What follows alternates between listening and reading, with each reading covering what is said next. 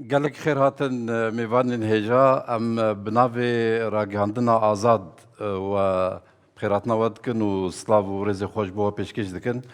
Wekû hûn dizanin îroj li Kurdistanê şerekî gelekî germ tê meşandin û berxwedanekî bêhempe ji alîgerî tê meşandin.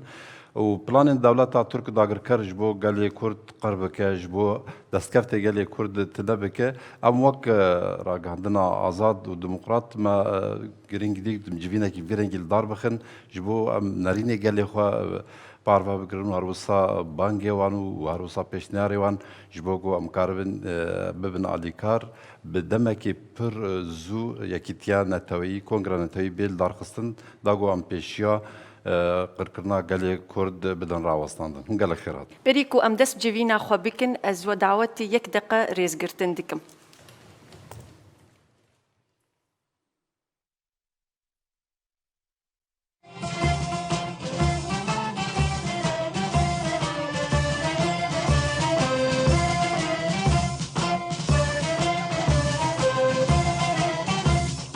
ای رقیب فرد مای قومی کرد زمان ناشکی و دانای تو به زمان ناشکی و دانای تو به زمان کس نبی کردن برن کس نبی کردن برن کرد جند بین جند به بتاکبی آلا کردن جند به بتاکبی آلا کردن هم خوردن رنگ زورو شورشین سردکن کنادیان مدارشان سردکن کنادیان مدارشان کس نبی کردن برن کس نبی کردن برن کرد جند بین جند به بتاکبی آلا کردن جند به بتاکبی آلا کردن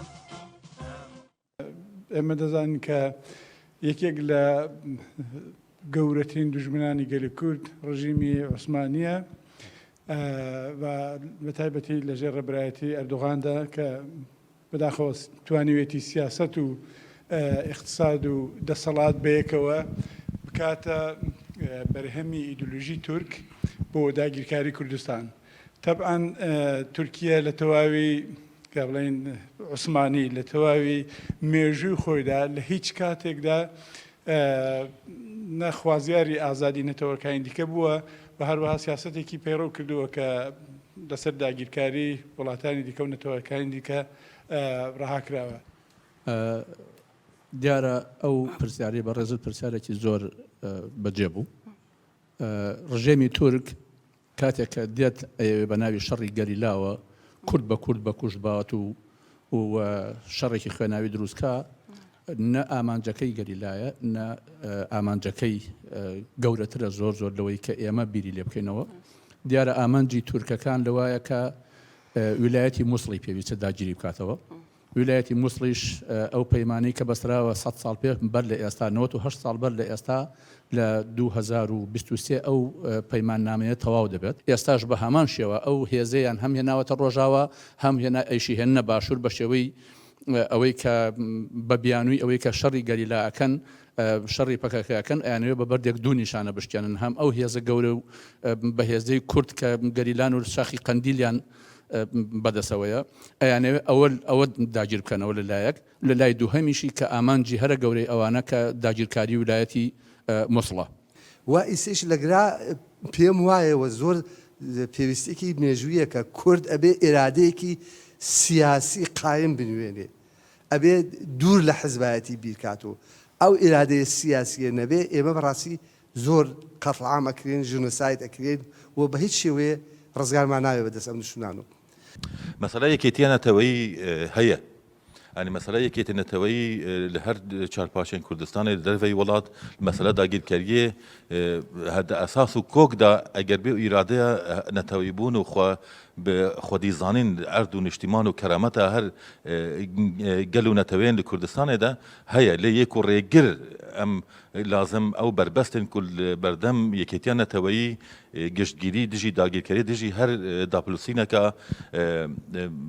ماف و بێژن هبونا وكي او موزايكا كل كردستان هي هندك هيزن سياسي هناك ناهرن او يكيتن نتوي بيش بكبه ام پور مساجا هنرمند جوان حاجو گهدار یەکیتی هێزامە یەکیتی مانامەیە یەکیتی بەردەوامیەمەیە وەرن ئەم هەڤرە ببن یەک ji بۆی بدەستخستنا مافێن خۆیان نەتەوی ji بۆی ئاخواخوا زمانێخوا چانداخوا وڵاتێخوا کوردستانە خۆم ببن یەک gelek spas. سلاو تمام حوالا و gelek spas ji bonî ev komîteya yan jî ev komisyon yan jî ev karê ku ragihandina azad û demokrat girtiye serxwe tiştekî gelekî pîroz e. Hevala bahsa hinekî aliyê wê dîrokî ji Safewiya û ji Qesrê Şîrîn û heta Lozanê anîne ziman. Ez ê bi gelek tiştên piçûk, tiştên ku niha îro di roja me de têne kirin û dibin, ez ê hinek mînaka bidim.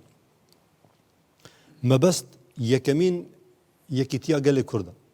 Di nav va kar û xebatên ku yek ji van komisyonên ragihandina azad û demokratîk jî dike, mebest ew e ku yekîtiyeke gelê Kurd çêbî. Heger yekîtiya gelê Kurd çêbû, wî çaxî me bikine gelek armanca. Kurd bûye Kurdek kar kurt yani gorî peyvê wan bi vî hawayê lê Kurd divê di van dema da gelek serhildanê xwe pêkanîn. Di van serhildana da çi xwasana gorî şert û mercê hînga bi netewî fikirî bin lê yekitiya xwe pêknanîne. Ji ber ew tifaqek yekitî pêknanîne di her serhildanê xwe da têk çûne. Gotinê xwe nê dawîn da bi vî hawayê gotê.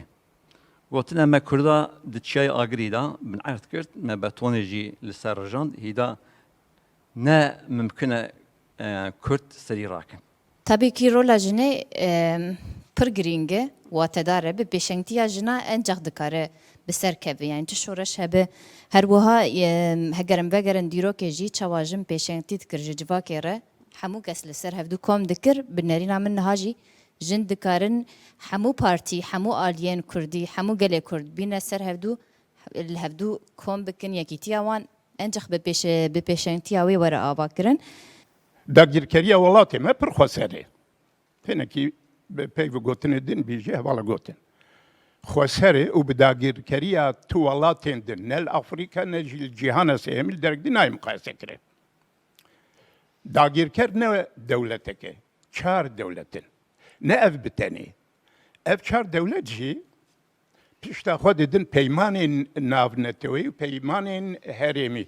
Hevala behs kir wek Lozan û Sadabad û Cente û Bexdê we wan e.